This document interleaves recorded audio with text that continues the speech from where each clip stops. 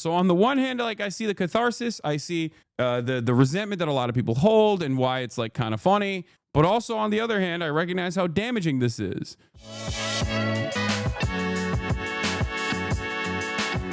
Explaining the Trump tariff equation, I have explained it so many times. Well, not the mathematical side of it, but I've explained to you how stupid the tariff structure is and how silly it is, why it's dumb to do it. I feel like I'm gonna keep having to explain it over and over again because like there's just new people, I guess, you know what I mean? People that are just tuning in maybe. But I do feel like, you know, I'm gonna be repeating myself quite a bit as I usually do. Why is the expectation any different today? Ladies and gentlemen, like I said, it is Market Madness Monday, instability galore. Trump is winning, so much winning.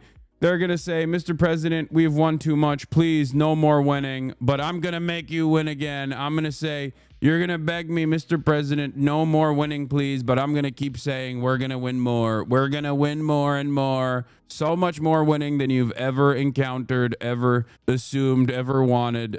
This is exactly the kind of winning that you're going to get. So there's a lot happening here. Hasan was right. Misgift says, I hate Trump. That's so funny. Chap. I hate Donald Trump. I hate Donald Trump so much. Hasan was right the whole time. Asmongold was wrong. I hate Donald Trump. I hate him so much. Yo.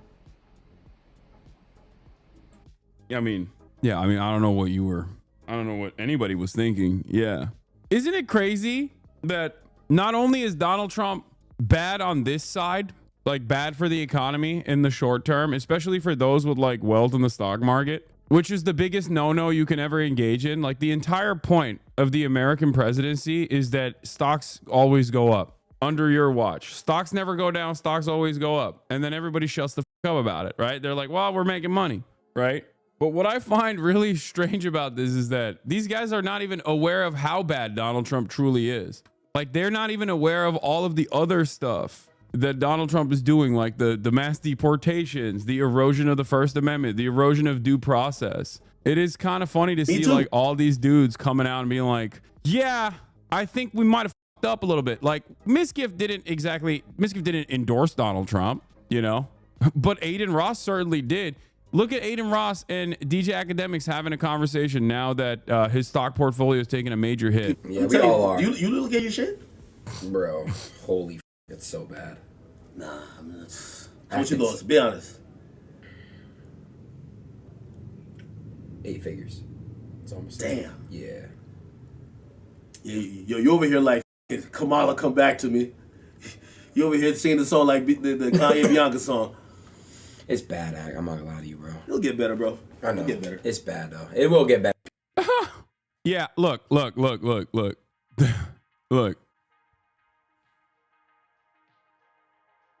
I'm not going to say nothing. I'm not. Tide is turning. XQC is now saying he never endorsed Trump. Him being there with Eldon and shaking hands with Trump was not an implied endorsement, he said. What happened, dude? What happened? Maybe this shit was not a meme. What's going on, dude? This is the beginning, okay? He had a Trump shirt on, I know. One of the funniest parts about all of this shit is that like the Tim Pools of the world and the Trump riders of the world are like, Donald Trump is eradicating billionaires and their wealth right now. $7 trillion. Pee-pee poofed overnight.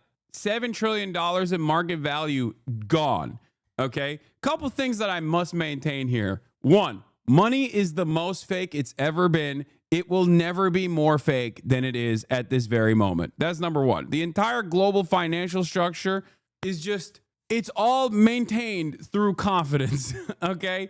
It is so crazy. That's number one. Number two, money is the fakest it's ever been. That's number one.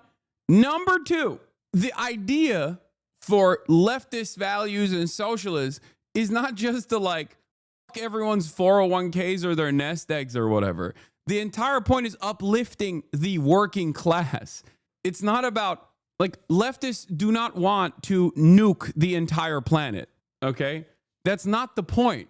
And a lot of these dumbasses on the right don't comprehend that. They're like, oh, I thought this is what you wanted. It's like, No, dude. No. We want everyone to have basic amenities, to have their basic needs met, because we have the power and we have the abundance to be able to do this. We have the surplus to be able to do this. Okay? It's not about just like over rich people a little bit for the first time ever, while simultaneously, for no discernible reason, doing that, and over the working poor spectacularly more. You know what I mean? That's not the point. The point is to actually build a manufacturing hub with good paying jobs where people can buy a house, okay? Fix the housing market. Those are the things that we're supposed to be doing. This is not like the point isn't just to be like, haha, $6 trillion of fake value eroded overnight. Lol. It's like, okay, so did people's like retirement funds. You know what I mean? It's such a funny attitude that like some of these Republicans have, which is like, they're just, that's what they think. That's what they think is going on. What they think is going on is like, oh, well, rich people are upset, so this is good. To be fair, it is kind of funny. It is. Especially if you're looking at your 401k, it's not so funny. But then you're looking and you're thinking about like how much more value has wiped out from infinitely wealthier people. And that resentment obviously exists within you. And you look at that and you're like, okay, not the worst thing. Obviously, they will recover from this in ways that you will not be able to. So, I am cautious in the way that I cover this, because on the one hand, it's like, haha, it's funny. But also on the other hand, it's not so funny, because what is yet to come is going to every normal person a lot worse than it screws over the super wealthy. Because they'll always be like, wealth is a relative concept. You're only as wealthy as your wealth is still, at the end of the day, determined by how others who don't have that kind of wealth. Like it's a proximity thing, right? So they will, under this new structure, still maintain their position, still maintain their status, still be wealthy, just not as wealthy, I guess, right? Yeah, exactly. You're only as wealthy as others are poor. That's just how it kind of works. So that's why I'm like, on the one hand, I think it's very funny because it's like another moment of vindication. Something that I said was incredibly stupid that people seemingly did not listen to. I kept saying like universal tariffs. As a tariff liker, as a tariff enjoyer, as a trade protectionist appreciator, I think what Donald Trump is doing is very stupid. And lo and behold, it was, right? Yeah. Not just rich people, not rich, but I do have money in stock and bonds. I'm losing the very little wealth security I have. Sucks. No, I know. I'm that's why I'm saying, on the one hand, there's a little bit of catharsis in seeing like a guy like Aiden Ross be like, oh my God, I lost like $10 million overnight, right? But also on the other hand, you look at your own situation, you look at your portfolio and you're like, well, he can lose 10 million. I can't. So it's a weird circumstance, knowing full well that like they can rebound from that, right? They can recover from that. Whereas you are not going to be able to recover from that. So on the one hand, like I see the catharsis, I see the resentment that a lot of people hold and why it's like kind of funny. But also on the other hand, I recognize how damaging this is. Yeah.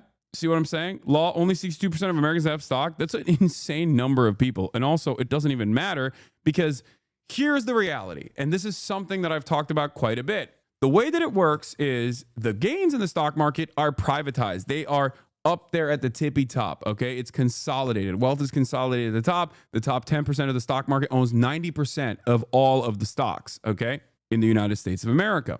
The bottom 90% is the 62% you're talking about. The bottom 90% is literally they only own 10% of the stocks. The way this works is when the stock market is doing well, they're doing really good. You're doing all right in comparison. But when it's doing poorly, those losses are socialized. So when the stock market does poorly, you're f***ed, because companies start engaging in layoffs. You might get a recession. You might get a depression, right? So it's really, it's awful. It's an awful situation overall. And it's not like this government, or any government, as a matter of fact, in the United States of America has ever historically looked at economic downturn periods and said, we got to save the working poor, the wealthy. We got to save the working poor instead. That has never happened. So that's also another scary circumstance. It's another scary thing to look at. So it's not about the actual losses, but the effects of those losses of the stock market downturn. Yes. For the average American, you would not care about your 401k if you had a reliable pension program and also Social Security that could keep you afloat. You'd be like, okay, this is extra money on the side. Great. Okay. The only reason why you feel like you have vested interest in the stock market doing well is because you don't have those things. And we have basically financialized that aspect of people's retirement already. Something I talk about quite a bit. This is the reason why, and it's a very clever, very insidious method of making you feel like you have a vested interest in the stock market doing well. It is crazy to me that most people don't recognize this. That is precisely the reason why the dude working at the kitchen, like a chef, under normal circumstances, who's not like super caked up, is still going, I'm checking the stocks. It's doing well. So I guess my president is doing right by me. It's like, bro, that's not for you. That's only there to make you feel like it is for you, right? And the unfortunate reality is, of course, you can't do anything about it because in the absence, this is why I say, like, while I personally am, of course, very much against capital accumulation, I understand that even as a leftist, like, you have to have a retirement fund, right? Like, being a socialist, being a moral socialist doesn't mean that you work till you die. Being a moral socialist doesn't mean you can't have some kind of security, some kind of protection for your future. This is something that I've talked about quite a bit. I would never urge you not to have a 401k, for example. But for many people, I think, especially people that are just entering the market or have entered it and have been working for like a decade or whatever and have been trying to cultivate a retirement fund for themselves, those people know they're never retiring at this point unless something changes dramatically. And things are changing dramatically, except in the direction that hurts them, in the direction that hurts the average American, and not in a direction that helps the average American. You know, lol, look at Richie Rich over here. I only have a 01k. Yeah, no more 401ks, only 201ks. Maybe a 101k after this week. Who knows?